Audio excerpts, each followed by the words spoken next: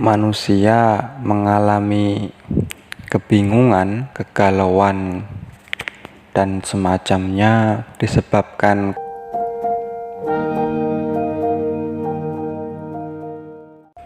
Assalamualaikum warahmatullahi wabarakatuh. Bismillah.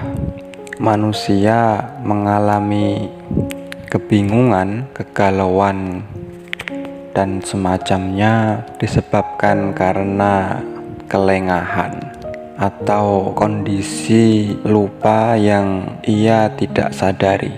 Sebab dalam diri manusia terdapat tugas, peran, dan kewajiban yang harus ia laksanakan sebagaimana kelompok-kelompok makhluk lain yang senantiasa melakukan tugasnya masing-masing. Pada episode yang kemarin telah kami sampaikan bahwa makhluk selain manusia memiliki peran dan tugas masing-masing yang mana tujuan pokoknya adalah menciptakan keselarasan dan keterpaduan. Nah, begitu juga dengan manusia. Manusia diciptakan dengan sekian tugas, sekian peran yang harus ia penuhi, yang harus ia sadari dan benar-benar ia jalankan. Tugas ini paling tidak terpetakan menjadi 3 pintu. Pintu pertama adalah tugas manusia sebagai hamba, yang kedua tugas manusia sebagai bagian dari keluarga semesta yang hubungannya dengan kondisi alam sekitar, dan tugas yang terakhir adalah tugasnya sebagai dirinya, sebagai sosok atau pribadi yang hidup di tengah-tengah lingkungan masyarakat, bagian dari sebuah kelompok, sebuah bangsa, atau sebuah desa. Nah, oleh karena itu 3 tugas pokok ini harus benar-benar ia sadari sebagai hamba, sebagai bagian dari alam semesta, dan yang paling kecil adalah tugasnya sebagai satuan dari kelompok masyarakat di mana dia hidup. Manusia memiliki sekian lapis status. Misalnya di rumah, ia bisa jadi seorang anak dari ayah dan ibunya. Ketika keluar dari rumah dan sampai di sekolah, ia adalah murid dari guru-gurunya.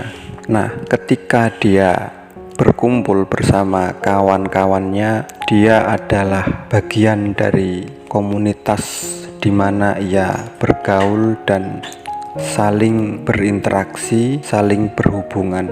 Artinya apa? Setiap gerak manusia memiliki batas-batas dan akibat-akibat, yang mana batas-batas ini jika tidak disadari maka akan terjadi konflik atau gesekan dengan lingkungan atau orang sekitarnya. Kita akan bahas mulai dari tugas kehambaan. Tugas kehambaan adalah hubungan manusia dengan Sang Maha Pencipta. Hubungan ini sebenarnya telah terjalin sejak manusia itu dilahirkan, sebab kita hari ini adalah hasil dari proses kerja, proses kawin silang antara ayah dan ibu kita. Begitu juga dengan orang tua kita adalah hasil pernikahan dari kakek nenek kita. Jika kita urutkan ke atas, maka kita tidak akan memiliki informasi asal-usul manusia selain apa yang disampaikan oleh Sang Maha Pencipta atau dari wahyu, atau kita kembali ke fungsi agama yang memberikan informasi tentang kesejatian dan asal-usul manusia.